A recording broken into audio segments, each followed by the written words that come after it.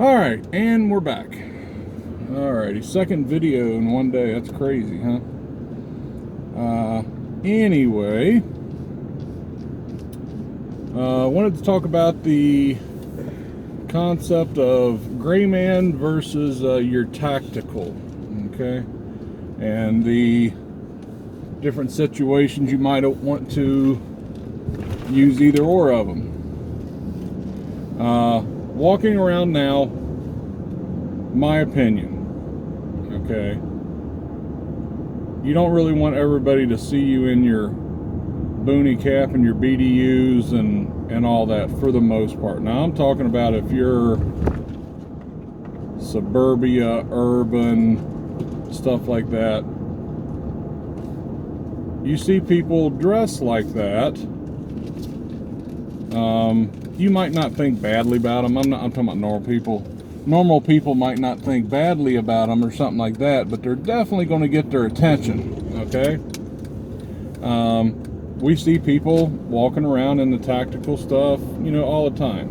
And I'm not talking about full load out here, guys. I'm not talking about that. I'm talking about they got their boonie hat on and their BDUs and their military boots.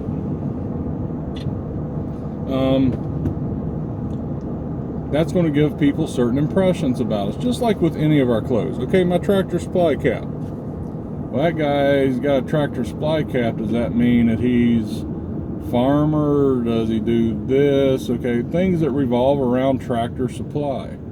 From my Tractor Supply cap, they cannot imply that I'm a Yankees fan. Now, if I got a Yankees cap on, they can imply that I'm a Yankees fan. You guys see where I'm going with this. So if you got all this tactical clothing on, people can deduce that, okay, this guy's more the tactical leaning. He's got some guns, probably he's got the knife, stuff like that. Now, if you're out in the country, that probably don't mean a heck of a lot, okay?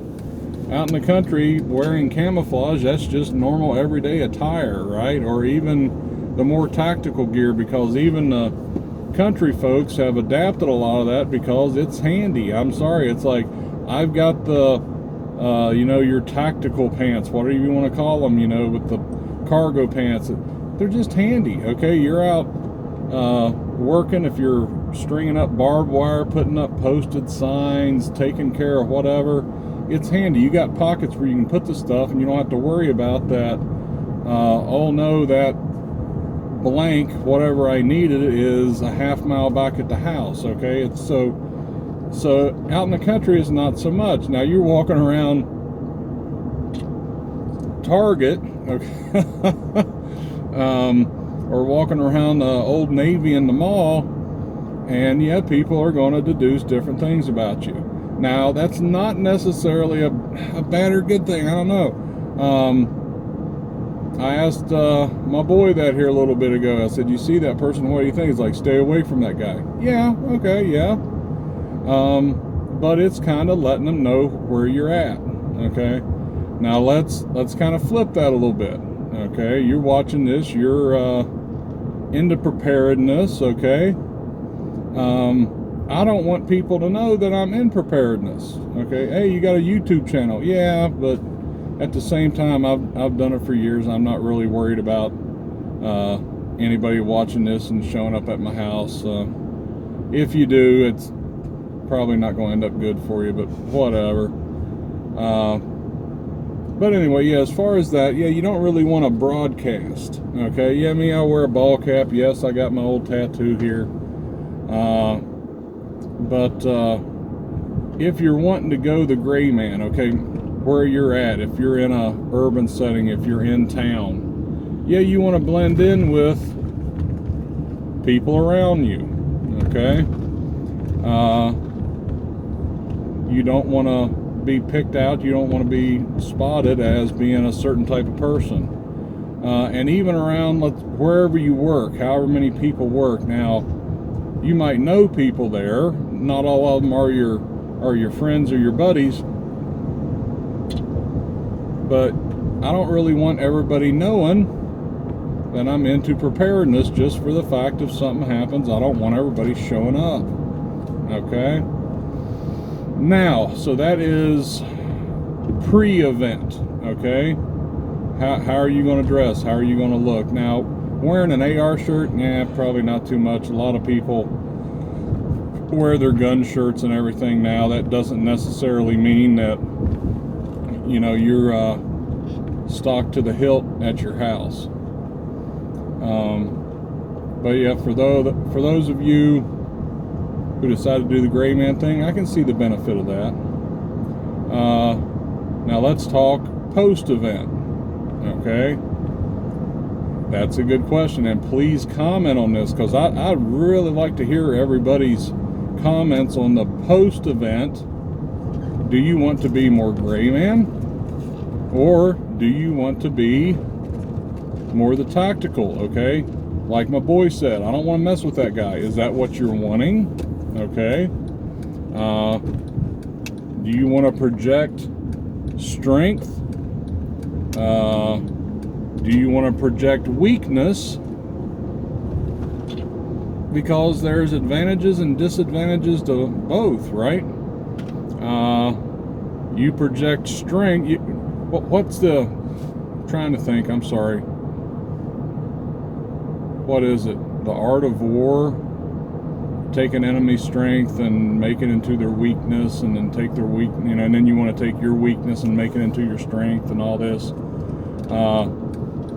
If you don't have the security, you know, you got you and maybe one or two other people. Do you want to do you want to walk around all kitted out, so that if anybody does see you, it's like, okay, yeah, we don't want to play over there, okay? And where, let's say you got the flip where you've got 20 guys out on guard duty at all times, do you want to go gray? I don't know. That's going to invite small groups. I mean, me personally, I don't want to get into any confrontation if I don't have to. But that's all on you and all on your area. And what do you want to convey to people around you if you see people? Goes back to the people, if you're prepping in a suburban environment, you're going to have the refugees going by. Do you want to project that don't mess with us attitude so that people just walk by you? If you're going all gray, you know, the refugees might say, hey, those people look pretty nice. They might be able to help us out. You know, going gray, you might actually draw a lot of attention that way, because people are thinking that they can come in and you'll help them out, son, to where if you're going tactical, people are going to stay away from you. So something to think about. Pre and post event. What are you wanting to convey? And you guys if you guys have been watching my other videos, you'll notice a trend here. I don't say this is what you got to do, because you can't ever say that, okay? That's almost impossible, because everybody does not have the same situation as everybody else. You know, you're not in the same area, you're not in the same climate. I can't get on here and tell you that you got to grow corn and you got to grow this or you're going to die. It's like, but if you're living out in Arizona where nothing grows, that's not going to do any good. You know what I mean? I mean, with the gardening, real quick, figure out what grows in your area and grow it. And okay, there we go, done. But yeah, as far as the videos you're seeing, the videos I put out, I'm really wanting people just to kind of think, you know what I mean? Just kind of take a step back and think about your situation, okay? Do I want to exude that strength? Do I want to exude, hey, we're nice people, you know? What are you wanting to do?